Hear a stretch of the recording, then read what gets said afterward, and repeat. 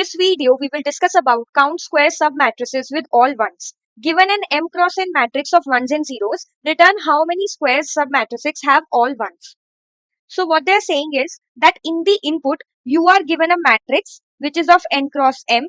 You need to identify how many square submatrices are there within this matrix where all the values are 1, right? So for example, in this matrix, if you see, this is a square, right? This is a square of 2 cross 2. In this, all the values are 1. So this is one of the square submatrix which you have to count.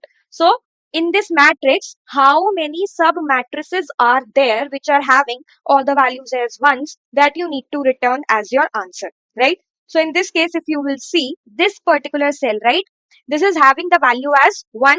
Is this a 1 cross 1 square? Yes, it is. So all the cells which are having the values as 1, they are all squares of 1 cross 1, right? So how many are these? 1, 2, 3, 4, 5, 6, 7, 8, 9, 10.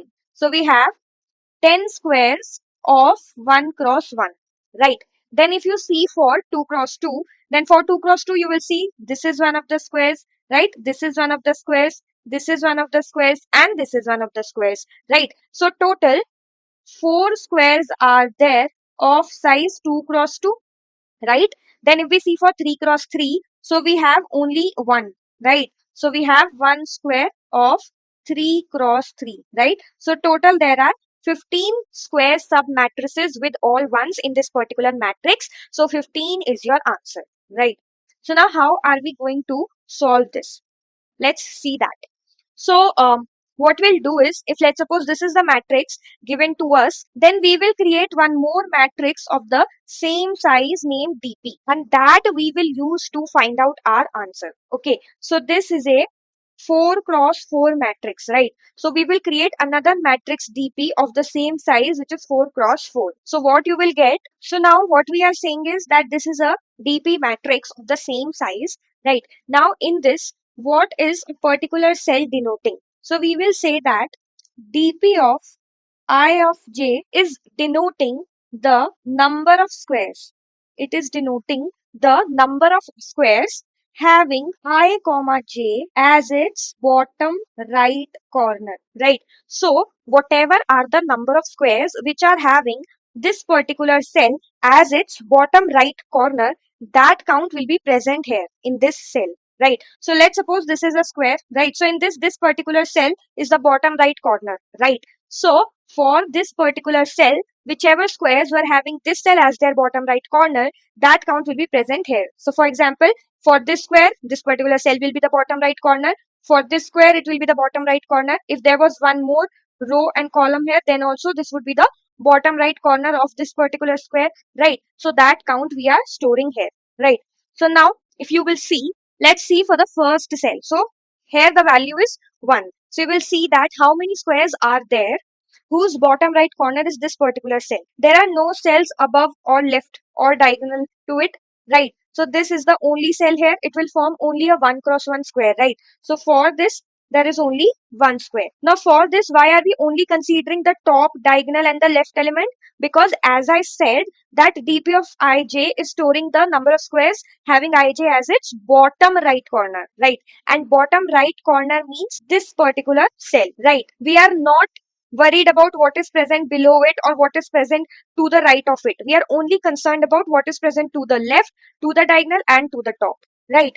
So that's why for this one, we didn't worry about this particular matrix. We are only concerned about top, diagonal, and left, which are not present here, right? So for this, the answer is 1. Next, if you see for this one, this is a 1 cross 1 square. So 1 will be definitely there. Now, is it forming any other square? No, right? Because there is only one cell to the left of it and this is not a square. So for this, the answer will be 1. Then if you will see for this, now again for this also, the answer will be 1. Then this is 0, so this will never form a square. So for 0, answer will always be 0, right? Then if we check for this one. Now for this also, you will see that there is a top element, but these are not forming a square, right? So this will be the only square. So for this also, the answer will be 1. Then if you see for this, so for this also, the answer will be 1. And for this particular cell also, the answer will be 1, right? So if you closely look that the first row is copied as is and the first column is copied as is, right? Now let's move inside. Let's check for all these elements. So now here if you see that for this particular cell, this is 1, right? So this will definitely form a 1 cross 1 square. So minimum 1 will be present here, right? So that will keep aside for now, because we know whenever the cell is having a value as 1, it will definitely form a 1 cross 1 square, right? So we'll keep it aside. We will only talk about how many squares is this particular cell forming with other cells, right? So if you see here, for this particular cell, if I include this, then this is also a square, right? All the values are 1 here, and it is a 2 cross 2 square, right? Is there any other square where this particular cell is the bottom right corner? No, right? So one is this 1 cross 1 square and one is this 2 cross 2 square. So for this, the answer is 2, right? Then if you see for this particular one, so one is this square, one is this square. Is there any other square? No, right? So again, for this also it will be 2. Then for this, one is 1 cross 1. Then there can be 2 cross 2 or not? No, right? Because this will be the 2 cross 2 square, but here one of the values is 0. So this cannot form. So there will be only one square of 1 cross 1 size. So for this, the answer will be 1. Then if you see for this, so for this, one is this 1 cross 1, one is this 2 cross 2. Is there any other? No. So here also it will be 2. Then for this, one is this 1 cross 1, another is this 2 cross 2, and another is this 3 cross 3, right? So for this, the answer is 3. Then for this one is this 1 cross 1, one is this 2 cross 2. Can there be a 3 cross 3? No, because if we'll do so, there will be one value as 0, right? So for this, the answer will be 2. Then for this one is this 1 cross 1, other is this 2 cross 2. There are no other squares, so for this, the answer is 2. Then here, 1 cross 1, 2 cross 2, 3 cross 3. Any other else? No, right? So 3, right? Then for this 1 cross 1, 2 cross 2, 3 cross 3. Can we take any other? No. So total 3, right? Now, if you do the sum of all these values, will you be able to get the total number of square submatrices having all ones? Yes, right? So just sum up all these and you will get your answer. Now here, visually, we filled this entire DP. Now, how are we going to fill it up logically? What is the logic behind this? Why are we creating this DP submatrix and what is the logic behind filling this DP?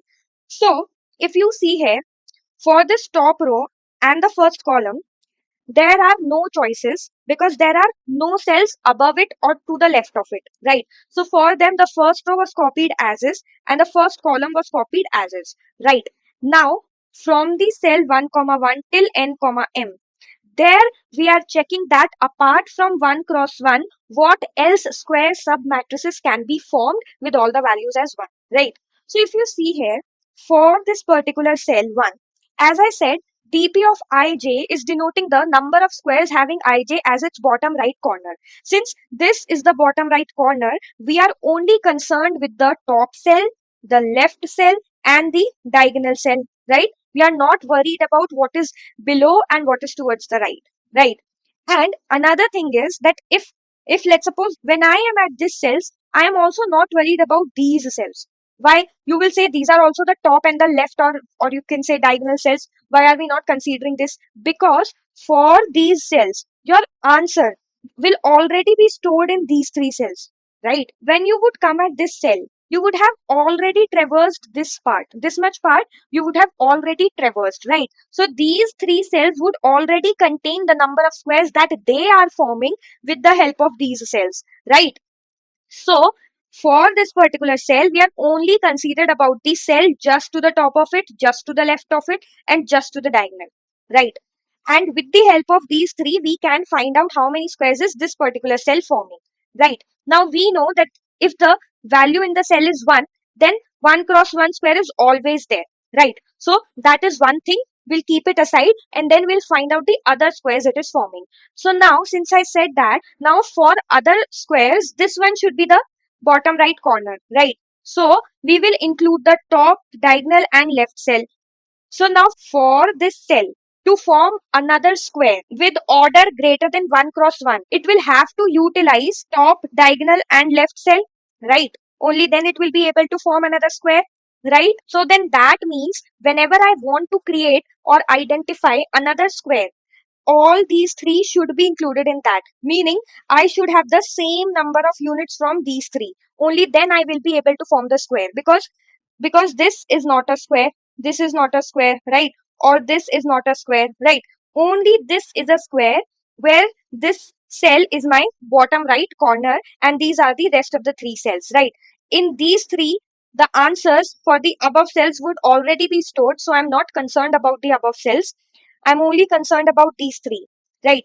Now for this square, to form another square, same units should be taken from these three. Why am I saying same number of units? Because only this can be a square. I cannot say that this is a square, right? All these four cells should be included. So now, if I want to identify that how many squares is this particular cell creating with the help of these three, how you will identify? So I said for this cell to form a square, we will take the same number of units from these three, right? So if you see, when you were at this point here, right, these values would have been already stored, right? So if you see that the top cell is forming one square, the diagonal cell is forming one square, and the left cell is forming two squares, right? Now for this particular cell to form the square, I need same number of units from these three, right? Same meaning common number of units. And how can you identify that common number of units? If you will take the minimum of these three, right? So what will be the minimum of these three? 1, 1 and 2, that will be 1, right? So then that means this particular cell can form only one square, right? Because the top cell and the diagonal cell were forming only one square. That's why this will also form only one square with these cells, right? Now, if you see for this particular cell, now for this particular cell, you know that the top cell is also creating two squares, the left diagonal is also creating two squares, and the left cell is also creating two squares, right? So then that means from all of these, you can take two units with this particular cell and you can form two squares, right? So one will be this one and one will be this one, right? So that's why what we are doing is that for any particular cell, whatever is the minimum of its top cell, left cell and diagonal cell plus the 1 cross 1 square of this particular cell itself, that will be your answer, right? So basically what I am saying is that dp of ij will be equals to 1 plus minimum of top cell, left cell and diagonal cell, right? So one here is denoting the 1 cross 1 square, which this particular cell is always forming if the value is 1, and the minimum is the common of all these three with which we can form a valid square, right? Now this formula will be applied only when the value of our cell in the matrix is 1, because if it is 0, it will never form a square. The answer will always be 0, right? So from our matrix we can create this dp matrix by applying the formula, and at the end we can do the sum of all these values and we will be able to get the total number of square submatrices having all ones, right? So I hope you got the gist of the problem. Let's code it out now. So first of all, we will take the size of the matrix. So n will be the number of rows, matrix dot size, and m will be the number of columns. So matrix of 0 dot size. Now we need to create a dp vector, so which will be vector vector, right? Then we'll name it dp. It will be of same size as the matrix, so n cross m, and initially it will have all the values as 0, right? Now what we need to do, we need to copy the first column and the first row as is, right? So we'll do for int I equals to 0, I less than n, I plus plus, and in dp of I of 0, we will write matrix of I of 0. And then we will do in j equals to 0, j less than m, j plus plus, and then dp of 0 of j will be equals to matrix of 0 of j, right? Now we need to go from 1 comma 1 till n cross m, right? So I equals to 1, I less than n, I plus plus, and then inside this j equals to 1, j less than m and j plus plus, right? Now inside this what we need to do is that if the value of the matrix is a 1, only in that case what we'll do, we'll update dp of ij to 1 plus minimum of what?